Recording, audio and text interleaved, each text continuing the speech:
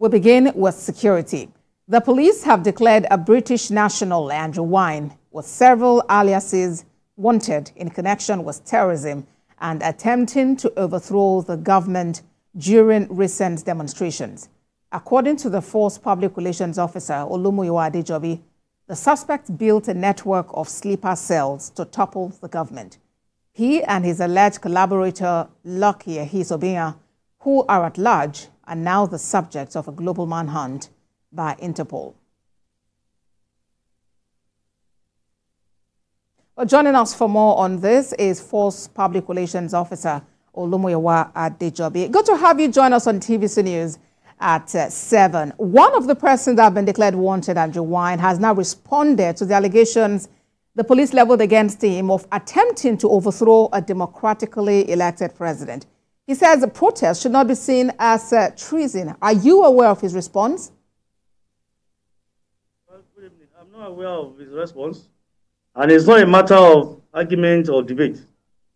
The federal government and the police and other security agencies, they have commenced investigation into various criminal cases, and we have been able to identify certain individuals who have been fingered in the plans to truncate our democratic government and to have a forceful and unconstitutional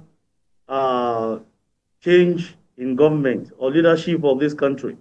So it's not a matter to be debated whether they agree or not. We know that we have a case we are investigating, and we have our credible evidence to buttress our points, and the matter has been charged to court. Today we arraigned 10 suspects, and we have declared 2 wanted. The white man that has established himself and recruiting certain individuals to orchestrate problem and violence in Nigeria under the guise of peaceful protest. You recollect that before the protest, we actually made an announcement that we have intelligence that certain individuals will infiltrate protesters and cause mayhem. We also made it known that foreign mercenaries will come into Nigeria to hide under the guise of this peaceful protest, to foment trouble, to cause brouhaha in Nigeria. And all these are evident enough with what we experienced during the last end bad governance protests in Nigeria. So we have our suspects, we have our targets. So it's not a matter, it's not a subject of debate or deliberation or argument, whether they agree or not.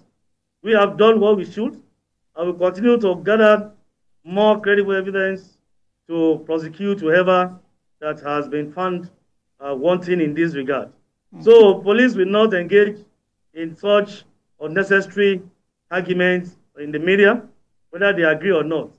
All right, Mr. Adejobi. Say something. Yes, but they will you say something, and we are ready to carry on with the case to see 2 more investigation in this regard. We are spreading our tentacles to all areas to make sure we still pick more suspects who have been fingered. The case has just commenced, and that today was the first time the police will address the media officially on this matter again. So we have been able to raise some issues, and we have been able to update Nigerians on the journey so far on this particular investigation. So whether they have responded or not. I hear you, Mr. Adejobi. I hear you, but I really need to ask this other question. So would you still want to declare Andrew Wynne as a wanted person? Is he at large for police to pick him up? Has an invitation been extended to him? Well, with what information we have, he is not around, and he has been trying to get across to certain individuals to even talk to us. So if he's around, why can't he show? We actually want to see him because we need to question him and ask him certain questions. So if Mr. Andrew Wynne is around, let him come. But we have tried our best to locate him. We have not been able to locate him. And the second man, Mr. Obinya, we have not seen any one of them. So instead of them, if they want to talk, let them come out and come and clear these allegations leveled against them.